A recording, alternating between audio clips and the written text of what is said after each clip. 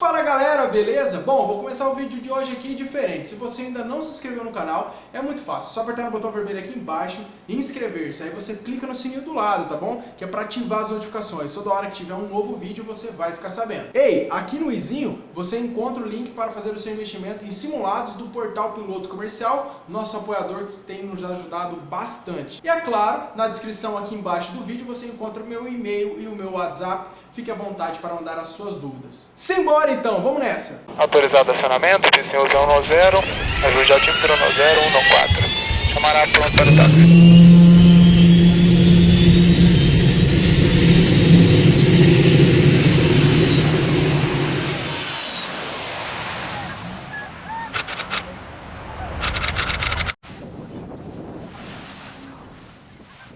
Bom, hoje a gente vai começar a falar sobre o escoamento. O que é isso? Nada mais é do que o movimento de um fluido, tá? Então um líquido ou um gás se movendo, ele possui o quê? Um escoamento. E esse escoamento ele pode ser de dois tipos. Bom, o primeiro tipo pode ser chamado de laminar ou também de lamelar. E o segundo tipo pode ser chamado de turbulento ou turbilhonado. Pensa comigo o seguinte, um incenso queimando, tá? Então quando ele começa a queimar, primeiro sai um filete ali de fumaça, retinho, tá? Sai beleza, uniforme, e depois ele começa a ficar meio embaraçado. Então o que acontece? Esse primeiro tipo que sai retinho, sai uniforme, ele é o chamado de laminar, tá? E depois ele fica o quê? Turbilhonado, fica embaraçado, ele fica turbulento. Agora quando a gente pega um fluido e coloca dentro de um tubo, nós estamos canalizando o movimento dele, não é verdade? Só que quando a gente coloca num tubo, nós podemos ter, na verdade, dois tubos. O real e o imaginário. Sabe aquele dia que está bem quente, você fala assim, nossa, eu preciso de uma piscina, aí você vai lá em cima da sua casa, pega aquela piscina de 1000 litros que você deixou guardada, coloca lá na grama e começa a encher ela de água lá com a sua mangueira? Pois é, pensa nela nesse momento, imagina você enchendo lá a sua piscina. Aí você vai e coloca a mangueira, você afunda a mangueira na água. O tubo real é a mangueira, por quê? Porque você está vendo ela ali. E o tubo imaginário você não vê. Aonde que ele está? Bom, a água sai da mangueira e vai para a piscina, não é mesmo? Então, quando ela sai da mangueira, ela tenta manter o formato do tubo que ela saiu. Até um certo ponto ela consegue manter o formato, mas depois ela fica o quê?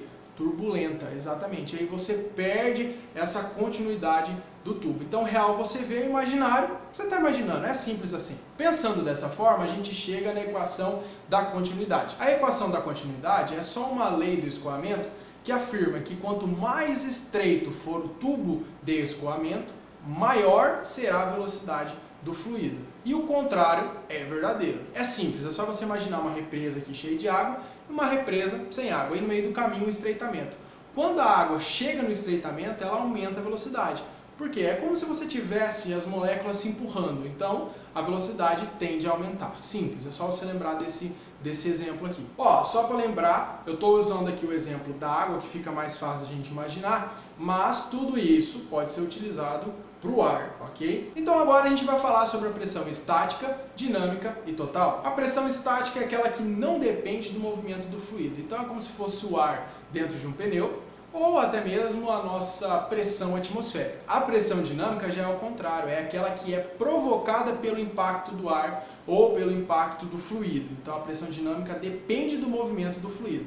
E a pressão total nada mais é do que a soma da pressão estática mais a dinâmica. Você precisa lembrar do seguinte, quando nós temos a pressão dinâmica, a pressão estática não deixa de existir. Vamos pensar um negócio meio louco aqui.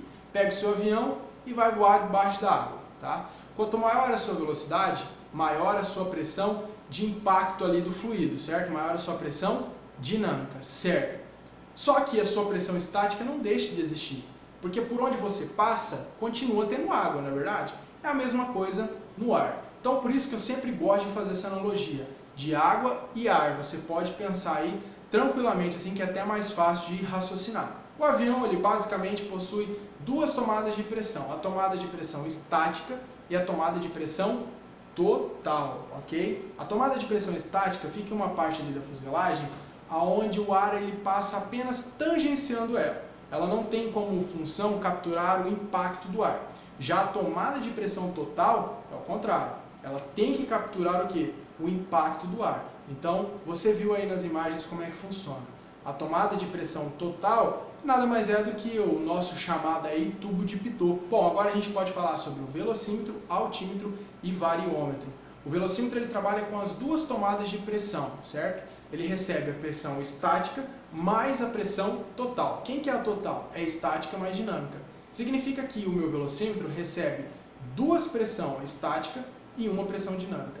As duas pressões estáticas se cancelam dentro do velocímetro, só sobra a dinâmica, que é a de impacto do ar, e ele transforma isso aí na escala graduada para a nossa velocidade, mais precisamente falando sobre velocidade indicada. Já o nosso altímetro e variômetro só trabalha com a pressão estática, ele vai nos dar o que? A referência de altitude, tá bom? É isso aí, amigão, simples, rápido e preciso. Eu vou ficando por aqui.